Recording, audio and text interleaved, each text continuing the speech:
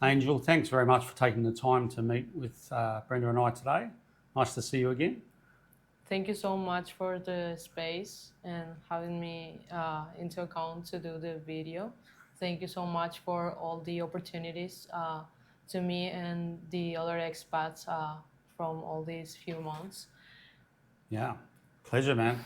Yeah, the pleasure's all ours because it's been about 6 months since we first met you, and we heard about you through someone that we knew who you were helping with residency applications and so forth, and that person spoke glowingly of you. So we made contact, and we've subsequently referred many people to you who have been asking about if we know anyone that's a reliable residency agent, and you've been amazing for everyone that we know. So we really appreciate that. I appreciate your words and all the trust put in me and with all the cases you send me. For me, it's very important to tell the right information to all the expats and everything. And more because it has to do with people moving to a new country. They don't know what they're going to find. They need to trust the person who's going to help them with all the paperwork and other stuff. Yep. So I'm very glad I got to meet all those people.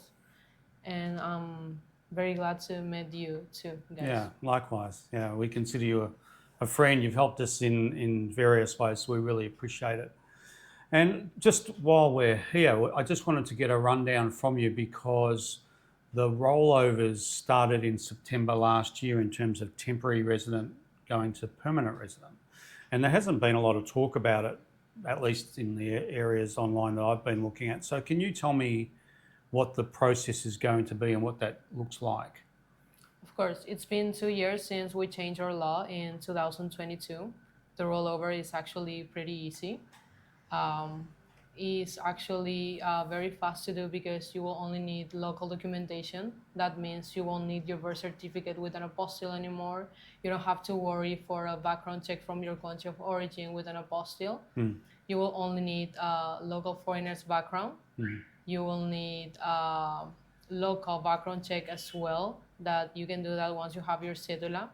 You will need an Interpol certificate and also a judicial document that says that you are not on trial or anything that is provided by the Supreme Court. You will have to bring your cedula, your actual cedula, and your temporary residency to do the change of category. And the most important thing that you will need is a proof of solvency. Right. And can you tell me what is the deal with the proof of solvency? Yeah, the three most common and easiest ways to prove your solvency will be one, having a RUC, the tax ID number. For that option, you go to the Marangatu system. You can do it yourself, or if you have an accountant, you can ask her to issue a CCT certificate. That is a certificate that states that you are complying with all your taxes in here. That certificate is useful to prove your solvency. In the second place, we have a university degree with an apostille. It's important that it's like a bachelor degree, not a course or something like it. It has to be a master's degree, a bachelor's degree that with an apostille. That one is useful to do the proof of solvency if you're a professional. On the third place, we have the company creation. Your name has to appear on the bylaws of the company in order for you to prove your solvency. You can be either an actionist or the owner of the company. Okay. And are you able to help people with those processes? Yes, of course. Yeah. I can help you both with getting the RUC or creating the company. Cool. And there are other less common ways also that people can satisfy the requirements? Yeah, there are other listed options. If you are working for a Paraguayan company, you can also use that as a proof of solvency. If you have a pension from your government, you can also use that. There are plenty of options that you can use depending on your needs. Cool. And I understand that there's also some changes coming up in March in regards to applying for temporary residence. Is that correct? It's correct. We don't know what's going to change exactly, but we know that the government is trying to digitize everything. Maybe the process is going to be for good because you as expats will be able to apply from your countries. We don't have any information about that yet, but uh, we assume the law is not going to change because it's very new. So maybe neither the law or the requirements are going to change, but yes, the way on how you apply for the residency. Right. So I think that it will probably be a good idea once we have a definite understanding of what those changes are. Perhaps we might come back and have another chat just to update people on what the process is. Of course, we're going to have more info near March or even a few weeks before. Sure. So we can keep you all updated on what are the changes and give you more guidance on how the process will work. Since the time that we made application for our temporary residence to now, that I understand there's been a lot of changes in the way that applications are being dealt with. It's correct. The government is getting stricter by reviewing the documents and requesting all the stuff you need to get the residency. It's very important to notice that we are a very conservative country. The government cares about the people. So we have like a filter for anyone who tries to enter or apply for the residency process. So as you said, it's not like complicated but stricter because we like to put a filter on the people who's going to apply and stay for living here in Paraguay. Yeah. One important thing I would like to mention is like if you apply now before the changes are coming, even if the law is changed, you will stay with the main law that you apply with. Right. So if they change, let's say that you apply for your permanent or temporary residency now, they cannot let you do the new requirements. Okay. So that's actually good to know that if you apply under the existing system, you pretty much, that's the system you go under. So that's good for people to know about that. Just in regards to other things that you can help with, you obviously help with residency applications, but what other things can you help people with? I can help with the company setup. I can help with the driver's license. I can also do the RUC, the tax ID number. I do accounting. I do plenty of stuff. So I can help the clients to get the full relocation service in here. Cool, cool. And you've been doing this for how long? 7 years now. Yeah, so you know your way around. Yeah. Yeah. And in that time, what sort of changes have you seen? Because my understanding is there's been a lot of changes in the type of people that are coming and the reasons they're coming and how they're settling here. In the past year, I have plenty of families, big families come in groups of 5, 6 people that come here to actually live and stay here living in Paraguay. They purchase property, they like to stay here, they love the food and everything. So Paraguay is like the plan A, not the plan B anymore. We've noticed a lot of families coming and definitely getting out of Asuncion and moving into the regional areas. Yeah. And it's just something that's been quite topical. I made a video just recently about how there's still some work to do with getting people who are coming here to be able to integrate in terms of the way things are done here, and also vice versa. I think Paraguay perhaps needs to consider some of the ways that things are done, particularly in regards to purchasing property, because it's not always straightforward. I trust that they're going to make the process more easiest and simplest for everyone to have an opportunity here in Paraguay.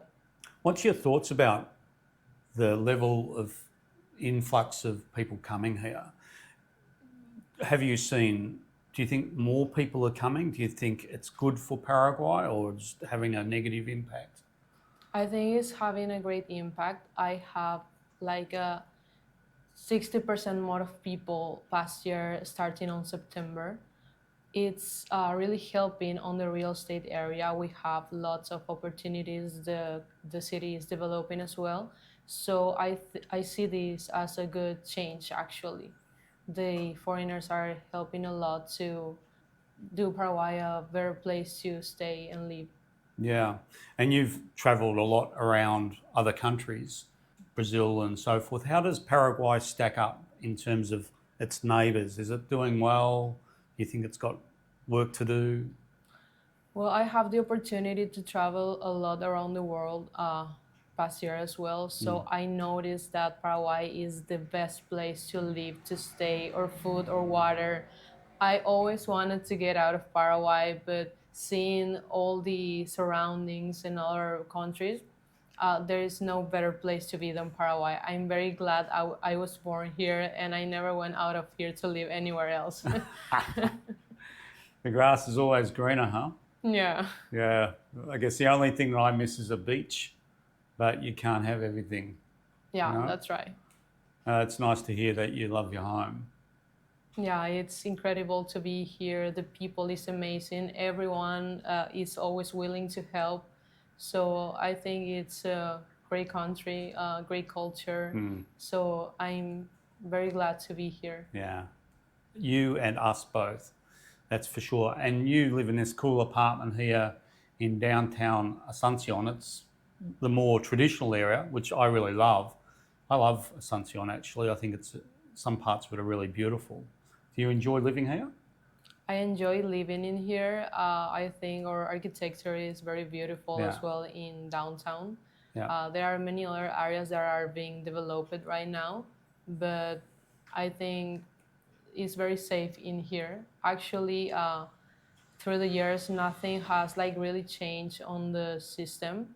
So I think it's a good thing because we maintain like we have a economic stability that other countries can offer. Yeah. So I think it's very affordable to live in here.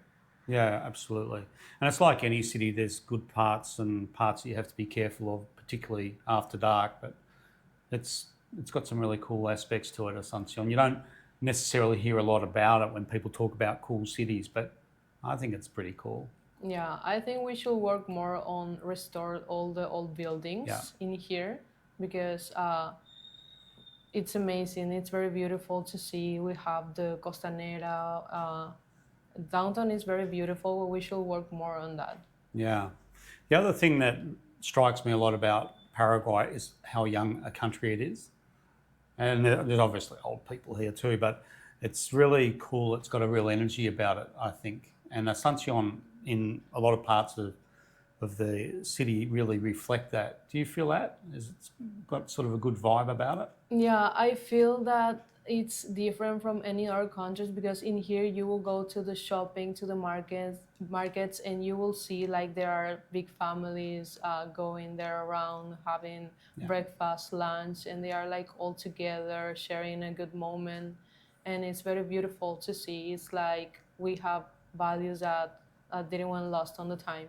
Yeah, you would really notice that because you've done some travel to Europe just recently. Yeah, everyone is very cold out there. Yeah.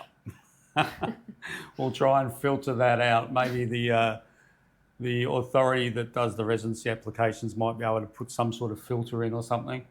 But no, most of the people that are coming because of that and other reasons. So we're getting the coolest of people coming to Paraguay, I think.